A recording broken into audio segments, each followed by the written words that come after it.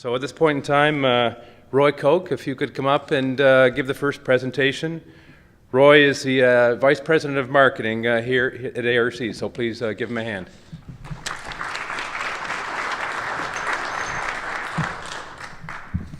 Well, thank you, Peter.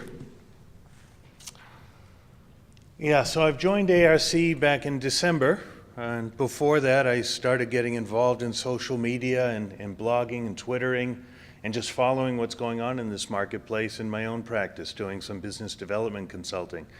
And it's an amazing time, and I look back at what's going on in social media and the tools that are available and the learning curve that we're all dealing with in adopting a new technology. And especially for this presentation, it made me do a little bit of looking back and trying to figure out what influences it and why we're growing and how we're growing in social media and how technology is adopted. And to give an example of this, I thought I'd introduce you to two pretty special people in my life. I've got my dad. He's 79 years old, and he's not very into social media, as you might expect. He has a LinkedIn account. I pushed him a little bit. He's got a total of 21 friends, so he's making some progress there. Facebook is something he'll never take advantage of. He's been very clear that he'll call his friends on the telephone. He does have a smartphone. I pushed pretty hard, and he's now learning to search the web and use Google on his smartphone, and I've even gotten a text from him. So we've got some pretty major progress going on in the past year. Now, my daughter is totally separate. I've got a son as well who's 21, but my daughter's younger, so I wanted to use her as an example. She adopts technology very quickly. So my daughter started out on PCs and now has a Mac at college.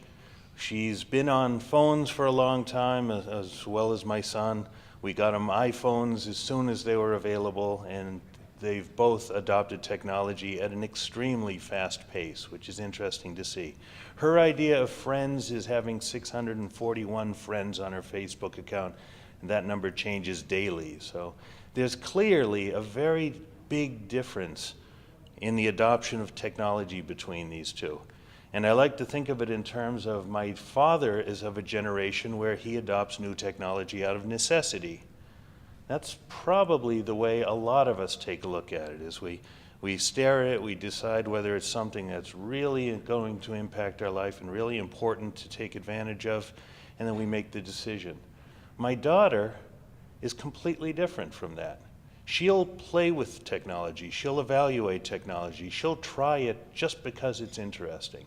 There's a difference, a very clear difference in why they each adopt technology. And I haven't figured out exactly what it is, but there are some interesting clues I wanted to share with you. One of my favorite facts is Moore's Law, the fact that our computer processing is doubling every 2 years. And that has been consistent for a very long time. And at the top of this chart, you can't read it, but it's an interesting chart that I grabbed off Wikipedia. It shows that we're developing processors now in our personal computers that have over 2.6 billion transistors inside them. That's just a phenomenal number. And I think the way that reflects back to what we're doing in terms of social media is that devices that are inside our phones, that are around us, are getting smarter. And that technology is influencing change. The innovation is happening at a much, much faster rate now than it was a few years ago. And I think we all have formative years where we adopt technology, and we're all somewhat cast into picking up technology at the rates that technology were changing at the times that we were in our formative years. And that might explain the difference between my daughter being so adaptive to any new technology, willing to try it out, and my father being so resistant to taking on new technologies.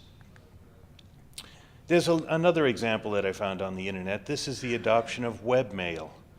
A lot of us are using web-based mail. A lot of us are using smartphones nowadays. But this was done back in 2010, and it showed different age groups using a particular medium like webmail 1 year to the next. Did they increase their use of webmail, or did they decrease their use of webmail? And as you can see in the earlier years, people are decreasing use of webmail. That doesn't mean they're communicating less, it means they're using other tools to access mail, most likely smartphones. And as you get older, people are still adopting the technology. So we've got technology that's being dropped by one group of people and still adopted by another group of people. Age clearly plays a difference in innovation resistance. And by the way, that's a pretty interesting term to look up on Google, innovation resistance. There are a lot of papers written about innovation resistance and the adoption of new technologies. Well, I have an iPhone, and I'm promoting smartphones within ARC wherever possible and making sure that people are maximizing their use of it. This morning we had a little talk about phones, and the fact that we still call it a phone is kind of silly, because a phone is one of the least uses many people have for the device. And this is a breakdown of how people use a device. Yes, they use it for a phone, but most people have, or 2/3 of people have used it as a camera. 20% of people have used it for video capturing. We've accessed news and information on it, we check the weather on it, and we use it for social media. This again was from a 2010 study. I'm sure it's much higher than that, but about 1/4 of people use smartphones to access social media. And social media could be all kinds of things that we'll talk about in a moment. It could be Facebook, could be Twitter, and so on. So we're faced with social technologies and adapting them. And one of the first questions is, why would we do it? What's the purpose behind it? And we are all people and animals that communicate, that like to be social. If you're sitting next to someone, at some point, you unknowingly have glanced over, you sort of want to have a conversation. Maybe you're a little too shy to break the ice, but we all inside us have the need to communicate to someone, to just share an experience, get to know each other. And social media is unlocking that in new ways than just communicating through speech. We see social media, and we have the ability now to grab a tool that allows us to interact with many more people. That can be through public or private communities, it could be interacting with friends, it could be applying tools for business purposes or personal purposes. Social media is just unlocking a whole new door that we can choose to go into or not. Marketing departments tend to be more adaptive of any kind of new technology that comes along, and it's pretty clear that for marketing purposes, you can use social media for brand building, for developing web traffic, for lead generation, and that's one of the first knee-jerk reactions for social media, and that's kind of the phase that probably most of your companies are involved in today. But beyond that, collaboration is also very important. And if you were to talk to employees will tell you that they believe their colleagues can help them do their job better through better communication and so on. 39% of employees at a company have a hard time determining who can help them do their job better. And yes, we have company directories that try and make that happen. But suppose we could add collaboration environments to facilitate simply asking questions without having to go through a big rigmarole to get that done. Emails can even be a little too structured in making a request. You want to do a one-to-many kind of request, and social media tools could open up new doors in making that happen. This is showing that there's definitely a shift going on year over year. We have 2009, 10, and 11 statistics here for blogging. If we look at the far end, that's blogging. The closest end, that's Twittering.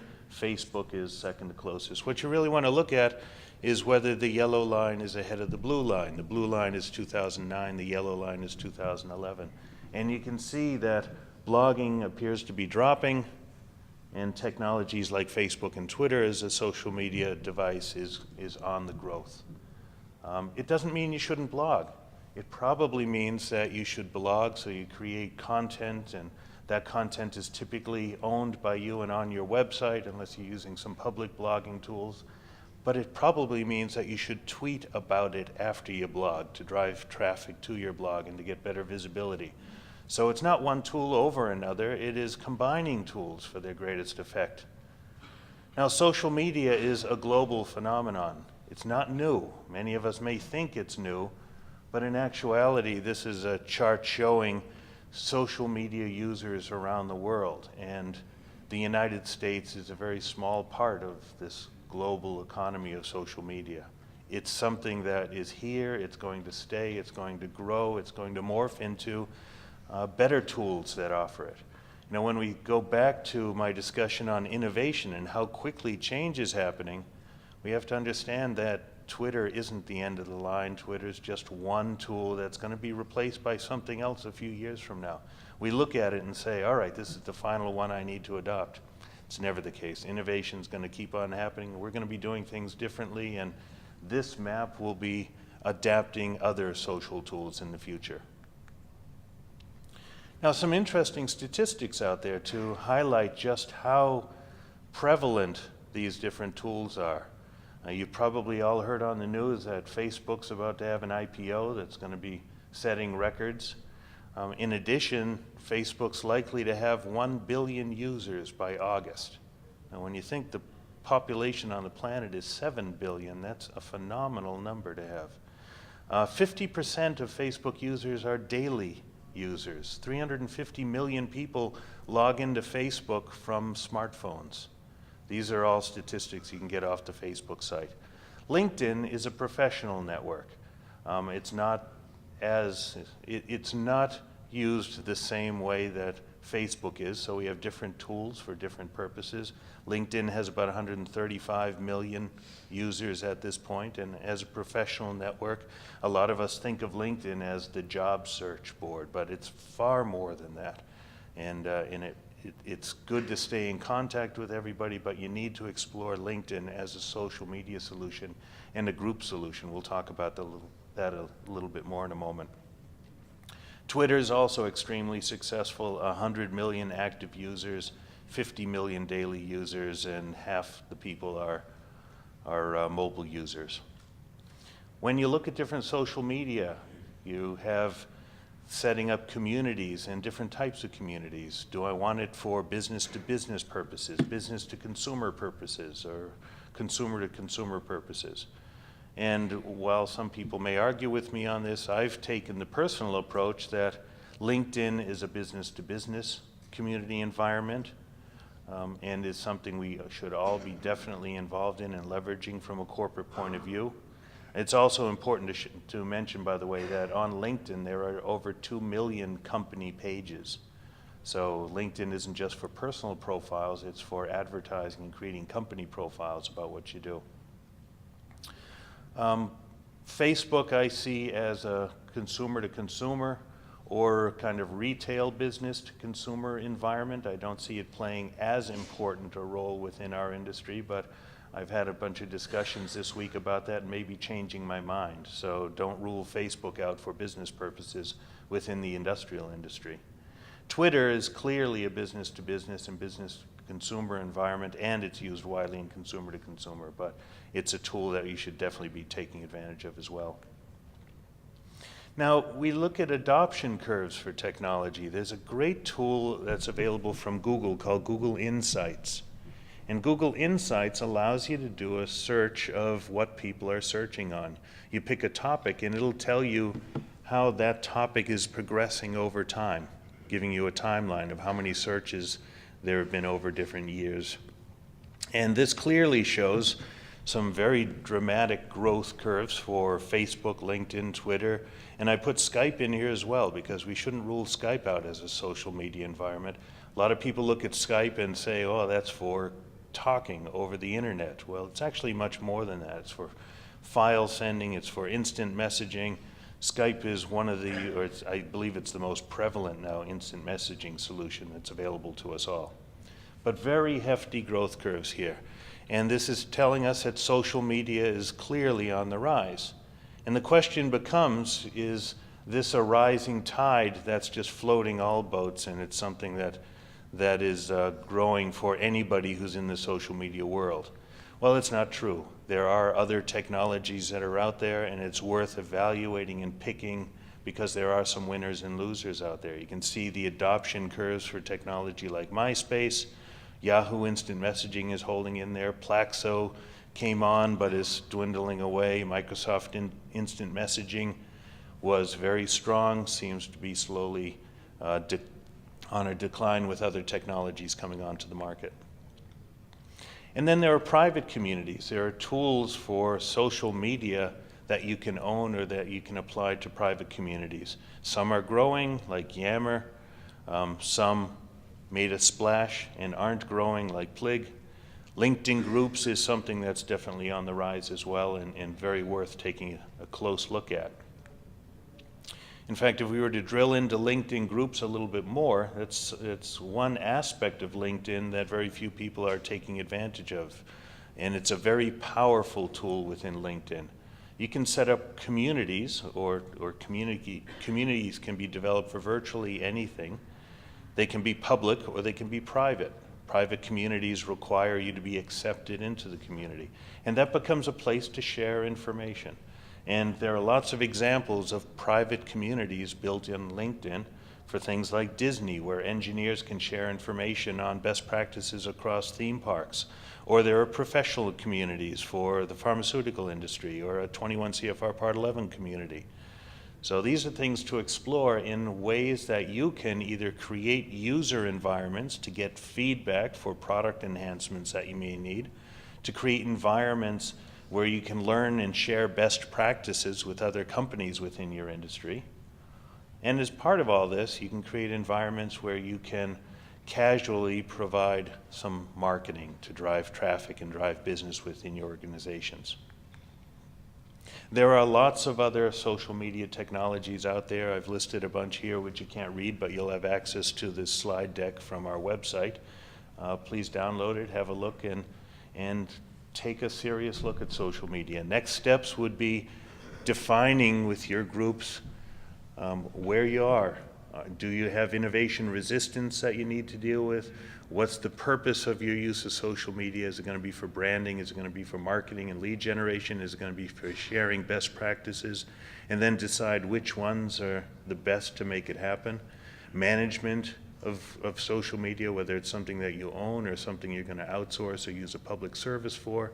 And also management in terms of guidance, but we'll have some other speakers talk about that.